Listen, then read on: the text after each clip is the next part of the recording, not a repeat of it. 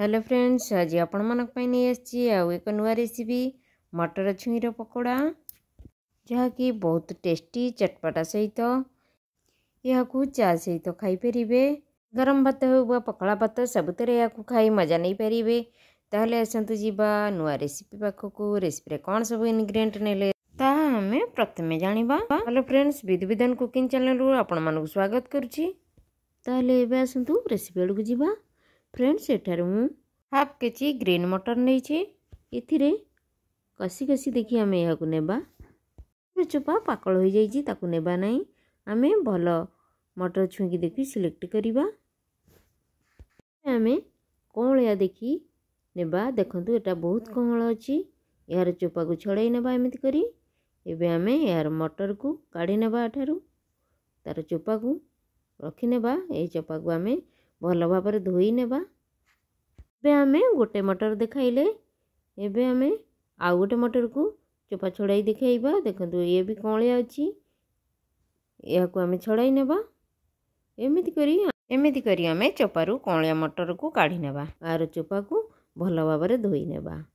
एठारे देखंतु एठारे आम मटर को दरदरा करी ग्राइंडिंग करनेले। प्लेन करी करिबानी, दरदरा करी करिबा। एबे आम गोटे प्लेट नेबा।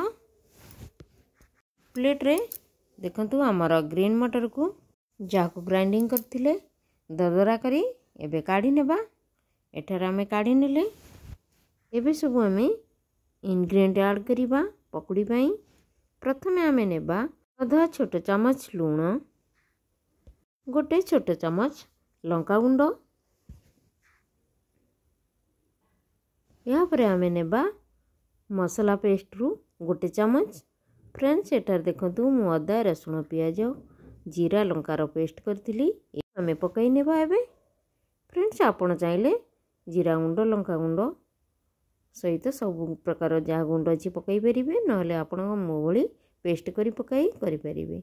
एबे आमे गोटे छोट चमच कॉर्नफ्लोर नेबा। आउ गोटे छोट चमच बेसन नेबा।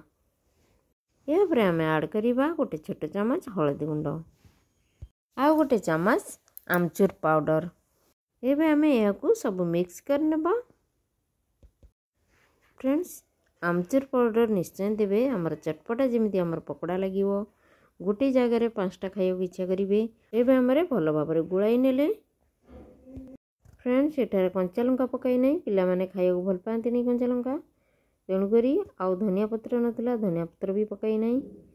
एबे आमे याकू भल भाबरे गुळाई नेले। एबे चलंतु प्रोसेस करिया पकोड़ा पई। फ्रेंड्स, एठार देखंतु जो चोपा को आमे नेइथिले सब तो नेइ नै, अल्प किछि नेबा। गोटे फळ मटर चोपारे एबे आमे ए पुरो को देई देबा बा जो मसला पेस्ट करथिले या को देई देबा। देखंतु एमिति करी सब करी रखि नेबा। एमिति करी सब किछि आमे बनाई नेबा।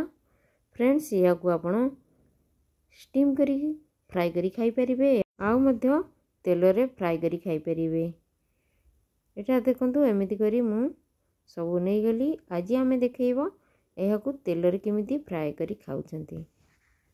फ्रेंड्स, एटा देखंतु सबुथिरे आमे भरी नेले। एबे चलंतु एहा को तेल रे छाणी नेबा। फ्रेंड्स, आपण को यदि छणा पसंद नै एहा को स्टीम करी अल्प तेल रे सालो फ्राई करी खाई परिबे।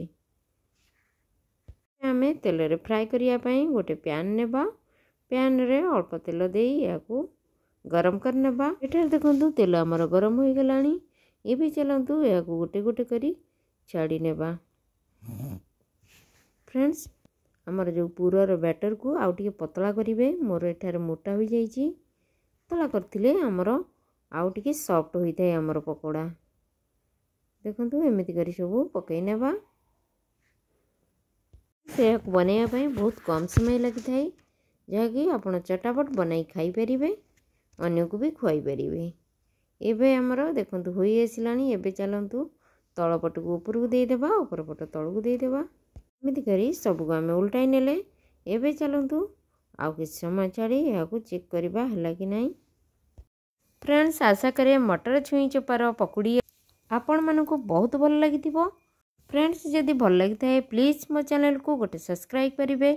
साइड रे बेल आइकन को प्रेस कर देवे जेमिति मोर वीडियो अपलोड हम आपण मानक तुरंत नोटिफिकेशन मिल पारिबो। आउ शेषे मोर आशा करे आज रेसिपी को मटर चोपा को न फोपाड़ी एमिति रेसिपी निश्चय करेंगे। आ मोर रेसिपी को फॉलो करेंगे, फ्रेंड रिलेटिव को शेयर करेंगे, आउ मोर वीडियो को लाइक कमेंट करिया को जमार भूलिबे नहीं। रहिली नमस्कार, धन्यवाद। पुणी आसबि आउ एक नुआ रेसिपी नहीं। Bye, see you again.